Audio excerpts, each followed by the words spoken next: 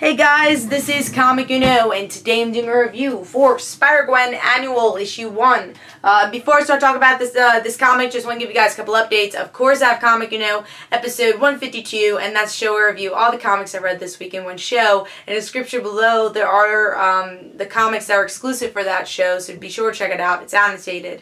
Guys, if you haven't heard, I have a lot of laryngitis going on, so my voice is shot, so I guess we'll just go through it, so just live with it, I guess, for hopefully it'll be gone by tomorrow.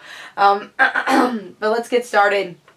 The Spider-Gwen Annual, Issue 1. So, another update, is that, somehow my Comixology pull list got screwed up this week, so, maybe it went on to another account I had, I don't know, but it didn't make it to my comic book store, so I didn't get a lot of printed comics, so I'm going to be getting them next week. So there's a lot of digital comics, which I don't really like, because I like showing you guys the artwork. I read digital comics, I choose which digital comics I want to read, but I like a lot of printed comics, so it sucks I couldn't get, all the printed comics this week, but I read them digitally, so let's get started and talk about it.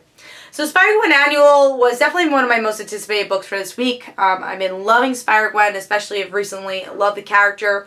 And this is the first annual, and I know Jason Latour has been really hyping it up on his Twitter and everything, and on his Facebook.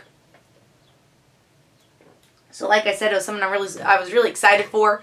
And now with annuals, especially Marvel annuals, they tend to do short stories instead of what annuals used to be about, which was, here's an issue you need to read. That is why it is extended. That's why it's, a lot of money, because something important happens here. Now, sometimes it's a good thing that they're short stories, but I'm always more leaning to, I like an annual that progresses the story, which is like a big moment, which is worth the extra $1 or $2. Now with this issue, you do get to see some background with Spider-Gwen though, which was interesting. And my favorite story out of this was definitely the first, where we see the play on the Spider-Man wrestling story. Now Spider-Gwen was going to do the same thing. She was going to fight She-Hulk of her world and win money. And then she runs into Uncle Ben, who's able to do the right thing and stop a guy who was going to do the wrong thing and steal the money.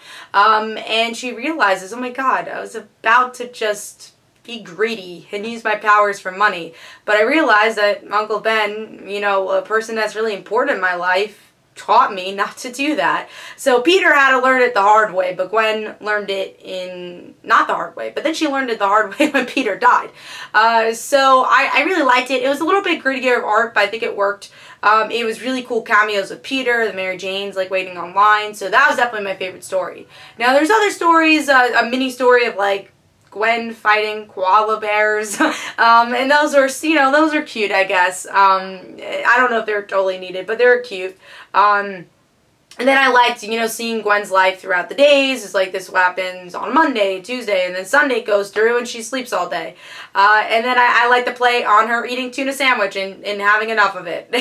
All she does is eat corn dogs and tuna sandwiches. Also, if you want to learn more just about the Earth 65 in general, we get to learn a little bit more about the characters. Like Captain America, we see some of her past, and that her past was written by Steve Rogers, who's a 96-year-old man who sees the past in his dreams. So a nice spin on the Captain America 616.